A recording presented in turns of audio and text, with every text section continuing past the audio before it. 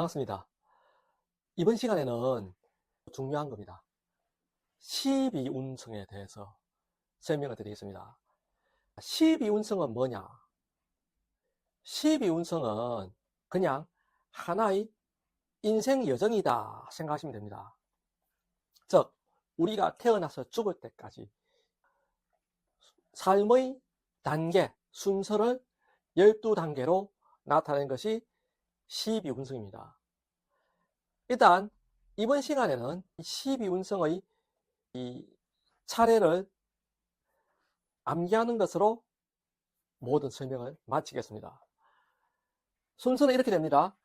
태, 양, 장생, 목욕, 관대, 근록, 제왕, 쇠, 병, 사, 묘, 절 전부 이름으로 보면 어느 정도는 감이 오죠. 이게 다 무슨 뜻이냐? 먼저 12운성의 시작은 태부터 생각하시면 됩니다.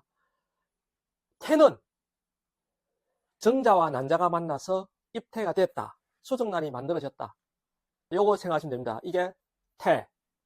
그 다음 양은 자궁 속에서 아기가 자라죠. 이게 양입니다. 즉 수정란이 분화해서 자라는 단계. 요것이 양이다. 그 다음 이 장생이라는 것이 나오는데 이게 상당히 중요합니다. 왜냐하면 이게 태어나는 단계거든요. 날생자죠.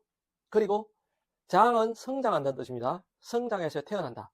즉 말해서 임신 후반기가 되면 쑥쑥 자라서 이제 세상에 나오죠. 이 단계가 장생입니다. 그 다음 단계가 뭐냐? 목욕입니다. 이 한문으로 보면 씻는 목욕하고 한자가 똑같죠. 즉 말 그대로 씻는 것입니다. 즉 말해서 장생은 갓난아기고 목욕은 장생보다는 어느 정도 자란 도유지난 아기 그리고 어린이 이 단계가 목욕이라고 생각하시면 됩니다. 이제 어느 정도 크면 큰 어린이 자주 씻죠. 그리고 씻어서 옷을 입혀 놓으면 예쁘죠. 그 단계가 목욕입니다.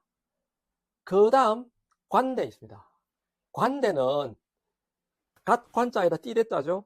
갓을 쓰고 띠를 맨다. 사모관대한다. 즉 말해서 이제 사회생활을 옛날 같으면 벼슬 한다는 말인데 사회생활을 하러 나간다는 말이죠. 옛날에는 청소년기에 과거 급제에서 사회생활에서 하러 나갔습니다.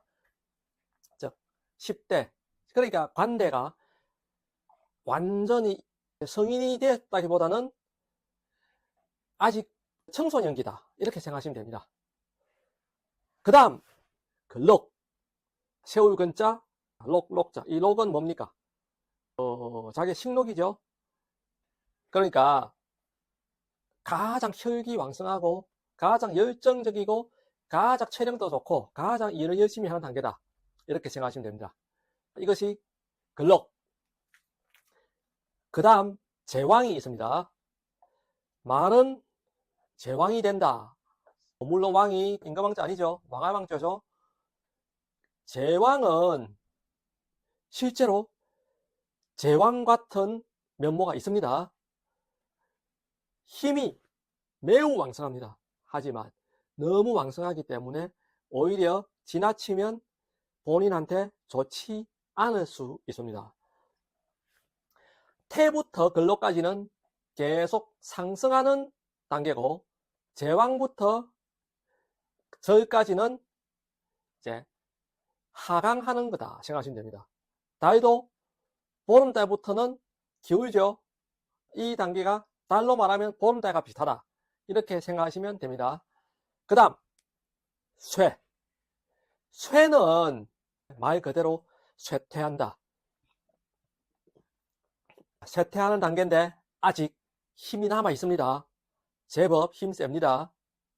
그 다음 병. 이제 병이 든다는 말이죠.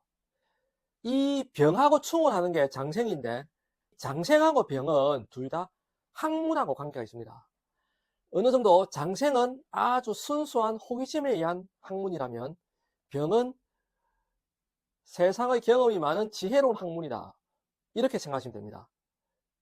장생은 어린아이의 순수한 때묻지 않은 호기심이 깃든 상당히 창의적인 요소가 장생이고, 병은 나이 든 사람답게 아주 철학적이고 심오한 학문이다. 이렇게 생각하시면 됩니다. 다음이 사죠. 죽을 사자입니다. 죽은 사람 어떻습니까? 죽은 사람 만져보면 뻣뻣하죠. 상당히 고지식합니다. 고지식하지만 살아온 세월만큼의 지혜가 있습니다. 그리고 고지식하니까 고집이 세겠죠. 고집이 세고 좀 융통성이 없고 그런 면이 있습니다. 그 다음 묘. 죽은 사람은 묘에 들어가죠. 무덤에 들어가죠. 묘하면 뭐가 생각납니까? 어디 방에 들어가는 모양. 옛날에 고궁 보면 방을 만들어 놓고 그 속에 고인을 안치시켜 놓죠. 이게 묘입니다. 즉 묘는 자기만의 공간인 방이다. 이렇게 생각하셔도 됩니다. 당연히 묘는 힘이 없겠죠. 힘이 없는데 어떻게 생각해보면 밖이 요란스러울 때 자기만이 안식처다. 그래서 사주 구성에서 매우 많이 얻어맞고 있으면 이 속에 들어가 있으면 안전합니다. 그런 안식처가 될 수도 있다. 이렇게 생각하시면 됩니다. 그 다음 마지막이 절입니다. 끊어질 자죠. 이제 완전히 흙으로 돌아가서 분해돼서 전혀 아무것도 남아있지 않은 상태. 절입니다. 그런데 절담이 다시 탭니다. 그래서 절을 다른 말로 포라고도 합니다. 이 포는 뭐냐 하면 태가 되기 직전에 어느 정도 태를 예정하는 단계다. 이렇게 생각하시면 되거든요. 그래서 이 절은 이번 생은 끝나고 새로운 생을 준비하는 단계다. 이렇게 생각하시면 됩니다. 절이 있다. 자기 사주에 절이 있다. 그러면 한 번 시도했던 것을 완전히 갈아엎고 새로 시작하고 또 갈아엎고 새로 시작하고 이런 요소가 상당히 많습니다. 만약 운에서 절이 들어왔다. 그러면 기존에 해왔던 것을 모두 폐기시키고 또 새로 시작한다. 예를 들면 직장을 새로운 직장에서 시작한다. 아니면 새로운 사업을 시작한다. 하다못해 지금까지 써왔던 논문을 다 버리고 새로운 논문을 쓴다. 책을 써다가 새로 쓴다. 이런 거 다 절입니다. 이렇게 12운성에 대해서 개략적인 설명을 드렸습니다. 12운성은 앞으로 몇 번 더 설명을 할 것이 많으니까 이번 시간에는 이 정도로 하고 마치도록 하겠습니다. 감사합니다.